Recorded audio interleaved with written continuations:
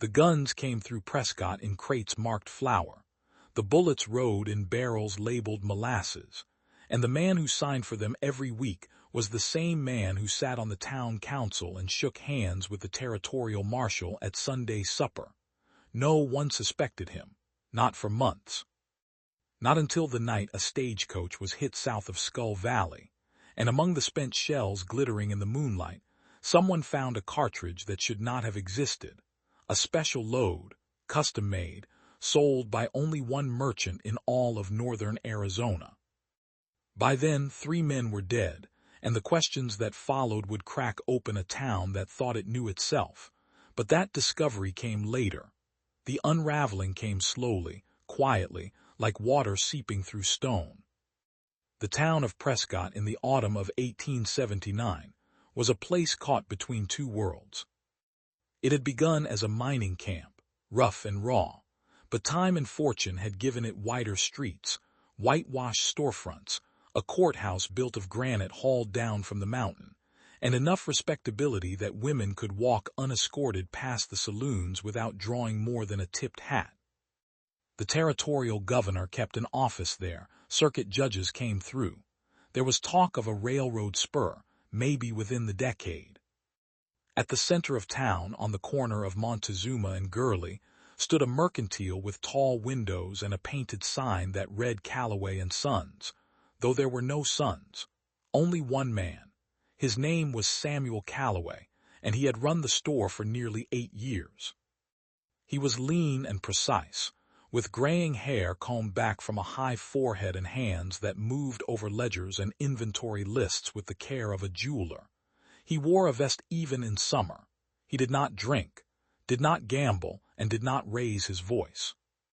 When the town council needed someone to mediate a water rights dispute or draft a letter to the territorial assembly, they turned to him. When the church needed hymnals, he ordered them at cost. People trusted Samuel Callaway the way they trusted the sunrise. He opened the store at 7 each morning and closed it at 6, except on Sundays. He sold everything a frontier town required: tinned goods, flour, sugar, coffee, nails, rope, saddles, harnesses, bolts of cloth, medicine, candles, lampwicks, and guns. The guns hung on a rack behind the counter, oiled and gleaming, Winchesters mostly, a few Colt revolvers, a Sharps rifle that had been there so long it had become part of the landscape. Callaway did not push his firearms. He sold them the way he sold everything else, calmly, without sentiment, and always with a signed receipt. What people did not see was the second ledger.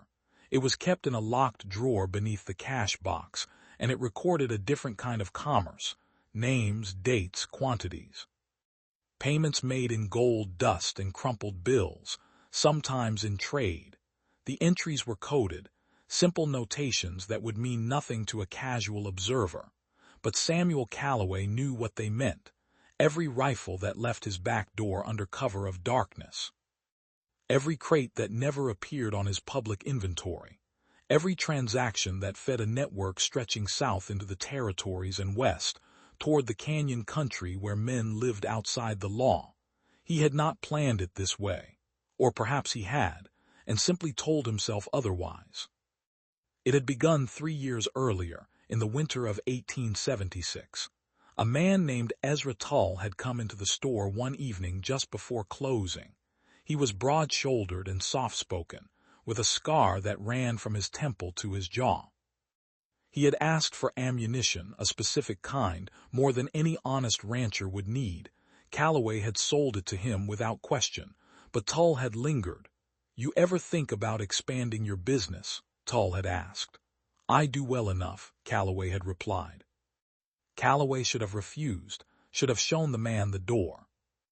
But Tull had placed a small leather pouch on the counter, and when Callaway opened it, he found more gold than he made in a month. "Just a start," Tull had said. "There's men out there who need supplies, good supplies." Callaway had looked at the gold. He had thought about his debts, about the loan he had taken to keep the store running after a hard winter, about the ledger that showed his margins thinning year by year. Tull had smiled. "I'll never see them. you'll never know their names, just a middleman and a delivery point. It had been clean. For 3 years it had been clean. The system was simple. Every few weeks, a wagon would arrive after dark, parked behind the store where the alley met the loading dock. Calloway would have the goods ready, rifles, ammunition, sometimes dynamite or blasting caps that he ordered under the guise of supplying miners. The driver would hand over payment, usually in cash, sometimes in gold or silver scrip. No names were exchanged, no questions asked. The wagon would leave before dawn, and Calloway would return to his ordinary life, his public life, the one where he sat in the front pew and nodded along to sermons about righteousness. He told himself he was not arming killers, that the men who bought from him were not so different from the ranchers and freighters who came through his front door, that the line between outlaw and honest man was thinner than people like to admit, and that survival in the territories required a certain moral flexibility. But in the quiet hours, when he sat alone in his rooms above the store, he knew better. The first sign that something had shifted came in late September. A man arrived in town on a roan horse, dusty and road-worn, and took a room at the Congress Hotel. He gave his name as William Farr, and said he was a surveyor contracted by a railroad company looking at routes through the high country. He wore a clean shirt and carried a leather satchel filled with maps and instruments. He drank coffee in the hotel dining room and made polite conversation with the locals, but there was something in the way he watched people, a stillness behind his eyes. Calloway noticed him the first time Farr came into the store. It was a Tuesday afternoon, warm and slow. Farr had browsed the shelves, picking up a tin of peaches, a box of matches, a coil of rope. He had paid in silver and thanked Calloway with a slight nod, nothing unusual. But when Calloway turned to wrap the items in paper, he felt the weight of Farr's gaze on the gun rack, on the locked drawer beneath the counter, on the doorway that led to the back room. It was a look that lasted only a moment, but it stayed with Calloway long after Farr left. 2 days later, a rider came through town with news that set the saloons buzzing. A stagecoach had been robbed south of Skull Valley, on the road that ran between Prescott and Wickenburg. 3 men had stopped it at gunpoint just after dusk. They had taken the strongbox and the passengers' valuables, then shot the driver and the guard when they tried to resist. Both men were dead. The passengers, shaken but alive, had walked 5 miles to the nearest ranch to report it. The territorial marshal organized a posse within hours. Calloway watched from the window of his store as 24 men rode out, grim-faced and armed. The town settled into a tense quiet. That evening, Ezra Tull appeared at the back door. He did not knock. He simply opened it and stepped inside, his boots heavy on the wooden floor. "Everyone's heard." Tull's face was unreadable. Calloway nodded slowly. "E clean," Tull continued. He left without another word.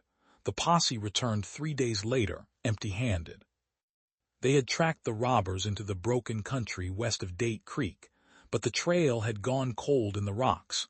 The marshal was frustrated, the mood in town sour.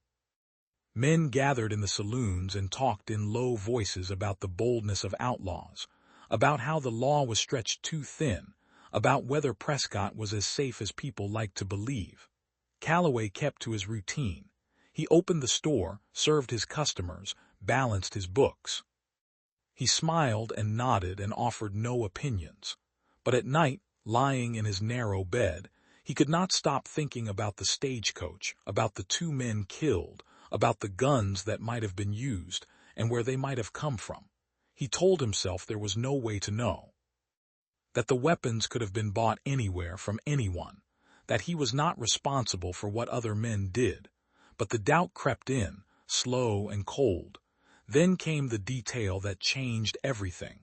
It was the marshal himself who brought it into the store. Calloway's hand stilled. Calloway's throat felt dry. "I sell standard loads." He paid and left. Calloway stood behind the counter, his pulse loud in his ears. He knew the cartridge the marshal described. He had ordered a batch of them 6 months earlier, at Tull's request. Expensive, hard to source, stamped with a mark from a manufacturer in Denver. He had sold half of them through his backdoor trade. The rest were still in the locked drawer, hidden beneath false invoicing. The thought broke off as the door opened again. William Farr stepped inside. He closed the door behind him and crossed the floor with slow, deliberate steps. The conversation lasted less than 10 minutes, but it divided Samuel Calloway's life into before and after. William Farr did not raise his voice. He did not need to. He simply placed a worn leather notebook on the counter and opened it to a page filled with neat columns of names, dates, and figures. Calloway recognized some of them. Not all, but enough. "I'm a special investigator," Farr said quietly, "contracted by the territorial government to look into irregularities in firearms distribution. We've been watching supply chains for 8 months. You do most of the time." Farr turned a page. "But someone's been moving weapons through this town, Mr. Calloway, quality weapons." The floor seemed to tilt beneath Calloway's feet. Calloway looked at the notebook, at the careful documentation of his secret commerce, at the evidence of a life he had built in shadow. He closed the notebook and left. Calloway stood alone in the store, surrounded by the ordinary inventory of frontier life, and understood that everything was ending. He did not panic. Panic was a luxury for men who had not already calculated every possible outcome. Instead, he moved with the same methodical precision he brought to bookkeeping. He locked the front door and turned the sign to closed. He went to the back room and opened the hidden drawer. Inside were the remaining custom cartridges, a stack of currency, the second ledger, and a revolver he had never fired. He took the money and the ledger, left the gun where it was. Then he climbed the stairs to his rooms, packed a single carpetbag with clothing and provisions, and descended the back staircase to the alley. His horse was stabled 2 blocks away. He moved through the mid-morning stillness, nodding to the blacksmith as he passed, keeping his expression calm and unremarkable. 20 minutes later, Samuel Calloway rode out of Prescott heading west, toward the broken country where the high desert met the mountain slopes, and a man could disappear into a landscape that had no memory and asked no questions. By the time Farr returned with the marshal, the store stood empty and locked, and the man they were looking for was already 5 miles gone. The town learned of Calloway's flight before sundown. It spread through Prescott the way fire spreads through dry timber, quickly, consuming everything. The marshal posted men at the roads leading out of town, but by then it was too late. Farr organized a search party at first light, a dozen riders fanning out across the trails that webbed through the high country. They found tracks leading west, then north, then nothing. The land swallowed him whole. For the people of Prescott, the revelation struck like a physical blow. Samuel Calloway had been a pillar of the community, a man whose word carried weight, whose integrity seemed unshakable. To learn that he had been arming criminals, that the guns used in robberies and violence had passed through his hands, was to discover that the ground beneath them had never been solid. Women who had purchased fabric from him felt a kind of contamination, as if the transactions had been tainted all along. Men who had served with him on the town council spoke in tight, angry voices about betrayal and deception. The church removed his name from the list of donors. His store was shuttered, its inventory seized as evidence, its windows dark and accusing. But beneath the anger was something worse: doubt. If Calloway could hide such a life, who else might be concealing secrets? What other pillars might be hollow? The pursuit began in earnest, but it was hampered from the start by the limitations of frontier justice. The marshal's jurisdiction ended at the territorial line. Farr had broader authority, but the land itself was the greater obstacle. The country west of Prescott was a wilderness of mesas, canyons, dry washes, and stone formations that turned back tracks and swallowed sound. There were no telegraph lines in the deep country, no way to coordinate across distances. A man with even basic knowledge of the terrain could stay ahead of pursuers indefinitely. Farr interviewed everyone who had known Calloway. Neighbors described him as reserved, but courteous. Customers said he had always been fair. No one had noticed anything unusual in the weeks before he fled. The second ledger, recovered from his rooms, was written in code, and though Farr worked to decipher it, the entries were vague enough to frustrate clear identification of buyers or delivery points. Ezra Tull, the man who had recruited Calloway into the trade, had vanished as well.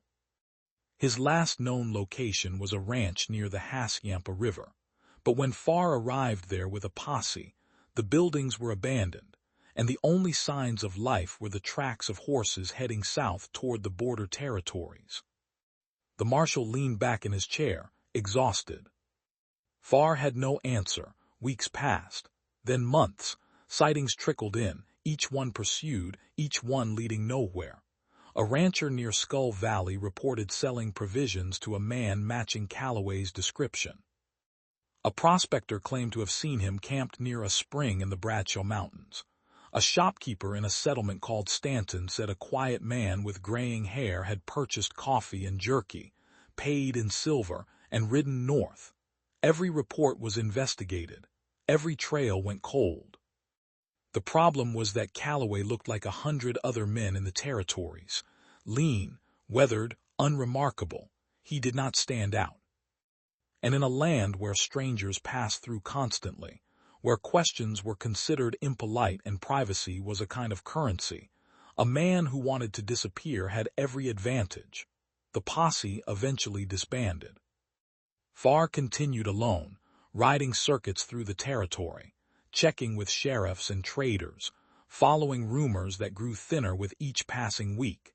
He filed reports with the territorial government, but the tone of his correspondence grew increasingly pessimistic. "The man has either found a place to hide indefinitely," he wrote in November, "or he has perished in the wilderness. Without a body, we cannot close the case. Without a witness, we cannot build a prosecution." In Prescott, life moved forward, but the memory of Calloway lingered like a stain. The store remained closed.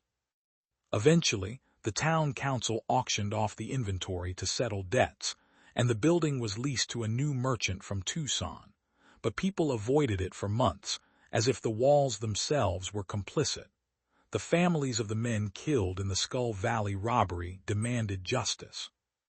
The territorial government offered a reward, $200 for information leading to Calloway's capture. Wanted posters went up in towns across northern Arizona, bearing a description and a sketch based on witness accounts. But the months stretched on without result.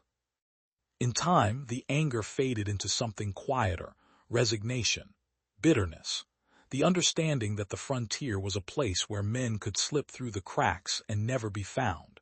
But not everyone let go. There was a woman named Margaret Brennan who had known Calloway longer than most. She ran a boarding house on Granite Street, and Calloway had taken meals there twice a week for years.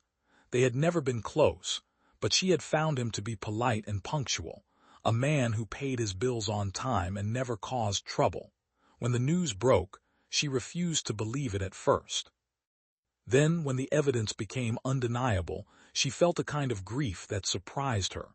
She could not reconcile the man she had known with the man described in the marshal's reports. It gnawed at her, so she began asking questions, quietly, carefully.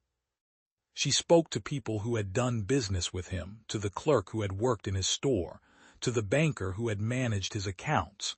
She compiled notes in a small journal, not with any clear purpose, just a need to understand. What she found was a portrait of a man under pressure. Calloway's store had been struggling.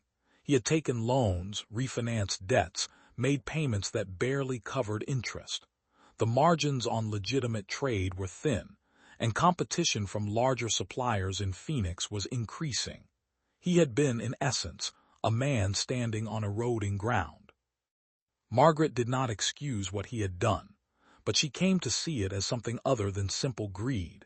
It was desperation, a slow, quiet collapse that no one had noticed until it was too late. She shared her findings with Farr when he passed through town again in January. He listened, made notes, but told her gently that motive did not change the facts. Calloway had broken the law, men had died because of weapons he had supplied. Understanding why he did it did not absolve him.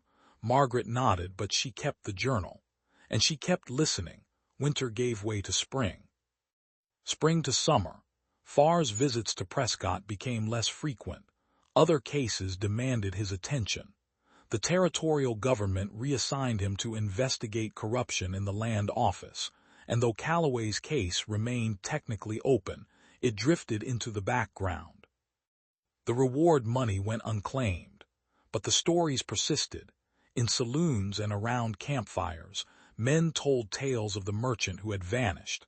Some said he had made it to California and started a new life under a different name. Others claimed he had been killed by the very men he had supplied, silenced to protect the network. A few believed he was still out there, hiding in the high country, living off the land like a hermit. The tales grew with each retelling, shaped by imagination and the loneliness of the frontier. Calloway became a ghost, a cautionary figure, a name spoken in whispers, but there was no proof, no body, no confession, no closure. Years passed. The town of Prescott grew. The railroad spur came through in 1883, bringing commerce and crowds. New buildings rose, old ones were torn down. The faces on the town council changed. The marshal retired and was replaced by a younger man who had never known Samuel Calloway. Margaret Brennan grew older. She continued to run her boarding house, and she continued to keep her journal, though the entries became less frequent. Occasionally, a traveler would mention hearing something, a rumor of a man fitting Calloway's description seen near Flagstaff, or Hallbrook, or some unnamed settlement in the territories. She would write it down, though she no longer believed it would lead anywhere. Farr moved on to other work, other territories. He wrote to her once, years later, from a town in New Mexico. The letter was brief. He said he sometimes thought about the Calloway case, about how close they had come and how completely the man had disappeared. He said it bothered him still, the idea that someone could simply step off the edge of the known world and never be found. Margaret folded the letter and placed it in the journal with the rest. By 1890, most people in Prescott had forgotten the name Samuel Calloway. The store that had been his was now a hardware shop run by a family from Illinois. The courthouse kept his file, but it was buried in a cabinet with other cold cases, gathering dust. The wanted posters had long since faded from the walls of the marshal's office. Only a few remembered Margaret Brennan, a clerk in the land office who had once worked for Calloway, a man named Tom Driscoll who had served on the posse and still rode into the high country sometimes, half hoping to find a clue, but the frontier was closing. The wilderness that had once hidden men was being mapped, surveyed, divided into parcels and claims. The vast, anonymous spaces were shrinking, and still no trace of Samuel Calloway emerged. Then, in the autumn of 1902, something surfaced. A rancher named Elias Hart was clearing land near the Verde River, south of the old Skull Valley Road, when his plow struck something solid. He dug it out and found a rusted metal box, the kind used for documents or valuables. It was locked, but the mechanism had corroded, and he forced it open with a chisel.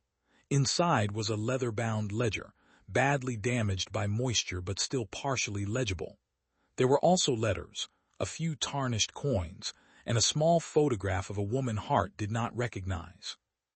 He brought the box into town and showed it to the marshal, thinking it might be lost property. The marshal, a methodical man named Coulter, examined the contents and noticed something. The ledger bore the name Samuel Calloway, embossed on the inside cover in faded gold lettering. Coulter remembered the name. He had heard the story as a young deputy. He sent word to the Territorial Archive in Phoenix, and within a week, an official arrived to examine the find. The ledger, though damaged, contained entries that corresponded with known dates from the original case. There were notations that matched the coded language of the hidden ledger recovered from Calloway's store. And there were names, partial names, initials, locations that had never appeared in the first investigation.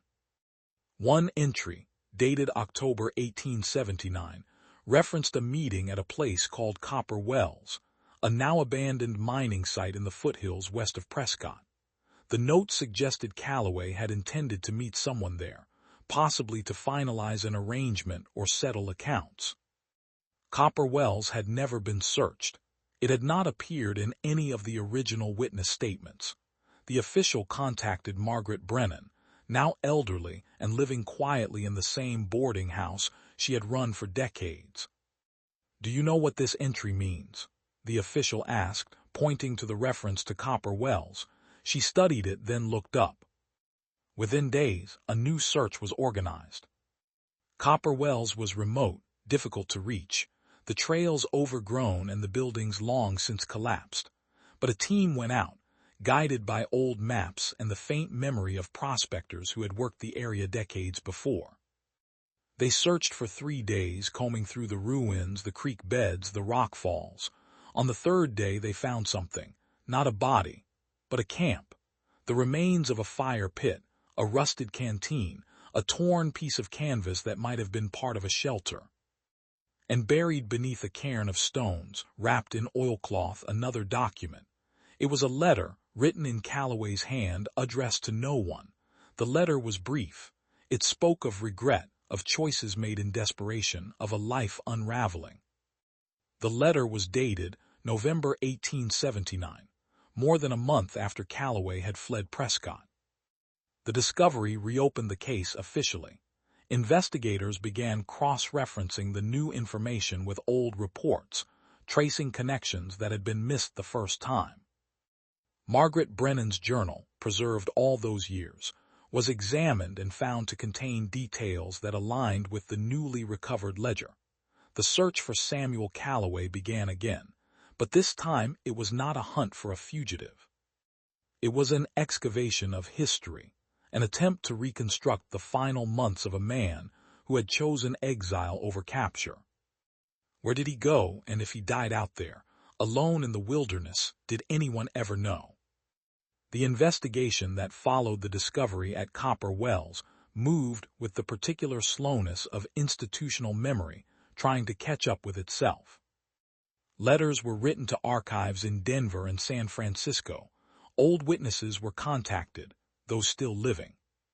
Margaret Brennan sat in the marshal's office for hours, walking Coulter and the territorial official through her journal, explaining connections she had traced but never reported because she had not believed anyone would listen. What emerged was not a single revelation, but a mosaic assembled from fragments, testimony that had been dismissed, transactions that had seemed innocuous at the time, movements that only made sense when viewed across years rather than weeks. The letter found at Copper Wells was analyzed by a specialist brought in from Phoenix, a man who had studied handwriting for the courts. He confirmed it was Calloway's work, written under stress, the letters uneven in places, the ink faded but genuine. The date placed Calloway in the area more than a month after his flight, which meant he had not left the territory immediately. He had stayed, hidden somewhere in the high country. But why Copper Wells, and who, if anyone, had met him there? The answer began to take shape when Coulter found a reference in the original case, files to a freighter named Jacob Mears, who had driven wagons through Prescott in the 1870s and early 80s. Mears had been questioned briefly after Calloway's disappearance, but had provided nothing useful. He claimed to have done business with the mercantile, same as anyone, and had an alibi for the weeks in question. But Margaret's journal mentioned Mears in a different context. She had overheard him speaking to another man at the boarding house in 1878, discussing routes through the backcountry, places where a wagon could travel unseen. She had thought nothing of it at the time. Freighters talked about routes the way other men talked about weather. But in light of the hidden ledger, the conversation took on new weight. Coulter tracked Mears down. He was living in a settlement called Jerome, working as a stockman, his freighting days long behind him. He was in his 60s now, gray-bearded and bent from years of hard labor. When Coulter arrived with the official and asked about Samuel Calloway, Mears went very quiet. "I wondered when someone would come," he said at last. They sat in the small cabin Mears kept on the edge of town, the air thick with the smell of wood smoke and coffee. Mears spoke slowly, choosing his words with care, as if each one carried weight he had been holding for decades. "I drove for him," Mears said. "For Calloway, 3 years, maybe more. I didn't ask questions. He paid fair, always in cash, and I needed the work. Times were hard." "What did you transport?" the official asked. "Guns, ammunition, sometimes other things, tools, supplies. I'd pick them up behind his store and deliver them to places he'd write down. Ranches, mostly, or what looked like ranches. I didn't stick around to see who took delivery." Mears looked at him steadily. "I knew it wasn't something a man talked about. I figured the law would come for me eventually, but it never did. Calloway ran it clean enough that no one noticed." "Supplies, a horse." Mears was quiet for a long moment. "Broken," Mears said quietly, not angry, not desperate, just tired. The official made notes. Coulter sat back, processing. Mears shook his head. That was 23 years ago. He'd be an old man by now if he survived at all. The country he was headed into is hard. No settlements, no water for miles. Mears considered this. I think he told himself he didn't, that the guns he sold weren't his responsibility once they left his hands. The testimony was recorded and filed. Mears was not charged. The statute of limitations had long since passed, and his cooperation was deemed more valuable than prosecution. But the information he provided allowed investigators to trace other links in the network Calloway had served. 2 men were identified and questioned, both living under different names in settlements far from Prescott. One had died years earlier. The other, a rancher near Hallbrook, admitted to purchasing firearms through an intermediary but claimed ignorance of their ultimate use. He was fined and released. The deeper they dug, the clearer it became that Calloway had been a small piece of a larger operation, one that had stretched across the territory and beyond. Ezra Tull, the man who had recruited him, was eventually traced to a ranch in northern Mexico, where he had died in 1894. His death certificate listed him under a different name, but land records and old correspondence confirmed his identity. The network had unraveled slowly after Calloway's flight, not because of law enforcement, but because the frontier itself was changing. Towns grew. Telegraph lines connected settlements. The spaces where men could operate in shadow were shrinking. By the turn of the century, the old outlaw economy had largely collapsed, replaced by more organized crime that looked different and operated in cities rather than canyons. But Samuel Calloway himself remained missing. Margaret Brennan attended every meeting, read every report. She was in her 70s now, her hands unsteady, her eyes weaker but her mind sharp. She listened as Coulter and the official discussed the findings, and when they were finished, she spoke. "Why not?" the official asked. "Because he didn't want to be found. Not then, not now. He wrote that letter because he needed to say something, even if no one ever read it." "No," Margaret said. "You close it understanding that some men choose exile over judgment. He's been dead for years, I'd wager, somewhere out there in the high country." The official looked at her for a long moment, then closed his notebook. The case was officially closed in the spring of 1903, 24 years after Samuel Calloway fled Prescott. The final report concluded that he had likely perished in the wilderness north of Copper Wells, though no remains had been recovered. The investigation had uncovered significant information about the firearms distribution network that had operated in the territory during the 1870s and 80s, leading to several minor prosecutions and the closing of related cases. But the man himself had vanished into the landscape as completely as water into sand. The story, however, did not end there. In Prescott, the revelation of Mears' testimony and the discovery of the letter stirred old memories. People who had known Calloway spoke about him again, but the tone had shifted. There was less anger now, more reflection. Time had softened the edges of outrage, replaced it with something closer to sadness. A young journalist from Phoenix came to write a feature about the case for the territorial newspaper. She interviewed Margaret Coulter, Tom Driscoll, who still rode into the backcountry and still thought about the man he had once pursued. The article was published in the summer of 1903, accompanied by a sketch of Calloway drawn from memory and description. It was widely read. For a few weeks, the story circulated through the territory, prompting letters and reminiscences. A woman in Flagstaff wrote to say she had once bought fabric from Calloway and found him courteous. A man in Tucson claimed to have seen someone matching his description in 1881, though he could not be certain. An old prospector sent a rambling letter describing a hermit he had encountered in the mountains in 1890, a man who had shared a fire but refused to give his name. None of the accounts could be verified. But they added to the mythology, the sense that Calloway had become something larger than himself, a symbol of the frontier's capacity to hide men, to forgive them or condemn them in equal silence. Margaret Brennan died in the winter of 1904, quietly, in her sleep.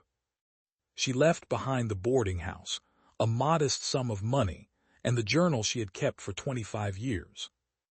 The journal was donated to the Territorial Archive, where it remains to this day, a record of one woman's attempt to understand a man, and a moment that had slipped through the fingers of justice. Her funeral was attended by nearly 100 people, including Coulter, the official who had reopened the case, and several former boarders who remembered her kindness. In the eulogies, more than one person mentioned her persistence, her refusal to let Samuel Calloway be reduced to a simple story of greed and betrayal. She had insisted always that people were more complicated than the worst things they did. Whether she was right, no one could say for certain. But her insistence had shaped how the case was remembered. Tom Driscoll continued to ride into the high country for years after the case was closed. He was not searching, not really.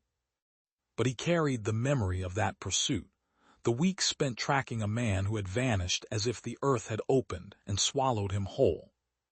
He would stop sometimes at places like Copper Wells, now completely abandoned, and sit in the silence, imagining what it must have been like to be Samuel Calloway in those final days, alone, exhausted, carrying the weight of everything that had unraveled.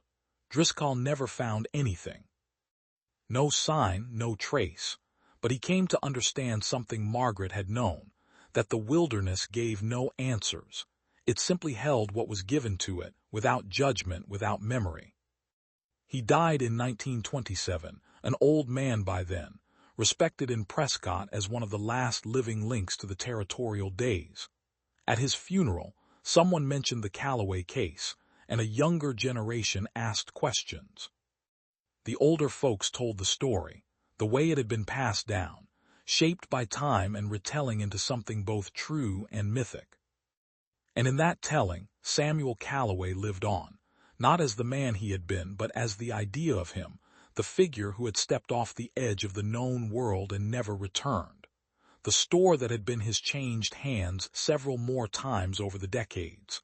By the 1930s, it was a drugstore. By the 50s, a hardware supplier. In 1972, it was demolished to make way for a parking structure. No plaque marked the site. No one remembered what had stood there, or the man who had once kept ledgers behind a counter and made choices that would echo across a quarter century. But in the archives, the files remained. In libraries, the old newspaper articles gathered dust. And in the memories of families descended from those who had lived through it, the name Samuel Calloway lingered like a half-remembered song. In 2008, a hiker exploring the backcountry north of the Mogollon Rim found something unusual wedged in a crevice in the rocks. It was a rusted tin, the kind used for tobacco or small valuables. Inside were a few coins, badly corroded, and a scrap of paper so fragile it nearly disintegrated when touched. The hiker reported the find to the National Forest Service, which passed it along to a historical society in Prescott. Researchers examined the handwriting, compared it to known samples of Calloway's script, and concluded with reasonable certainty that it was his. The location was noted, the coordinates recorded, but no further search was organized. The land had changed too much. What had been wilderness was now crisscrossed by trails, logged and replanted, shaped by a century of human use. If Samuel Calloway's remains were out there, they had long since been reclaimed by the earth. The tin and its contents were placed in the archive, beside Margaret Brennan's journal and the original case files, a final piece of a puzzle that would never be complete. The story of Samuel Calloway is still told sometimes in Prescott, usually by historians or volunteers at the local museum. It is framed as a cautionary tale, a reminder of the complexity of frontier justice, the thinness of the line between respectability and ruin. But it is also, in its way, a ghost story, a tale of a man who became invisible, who chose the wilderness over the courtroom, silence over confession. Whether he found peace in that choice, no one can say, but the desert remembers nothing and forgets nothing, holding its secrets without malice or mercy. And somewhere in the high country, beneath the pines and the red stone cliffs, the wind moves through places no map has named, carrying dust that might once have been a man, a store, a life measured in ledgers and regret. The truth is there, perhaps. Or perhaps the truth is simply that some questions do not have answers, and some disappearances are complete. And in the end, that too is a kind of closure, the understanding that the frontier gave and the frontier took away, and what remains is only the story we tell, the memory we choose to keep, and the quiet acknowledgement that every life, no matter how tangled, leaves an echo. The sun sets over Prescott the way it always has, painting the mountains gold and purple, and the air smells of sage and dust and time. And that is enough.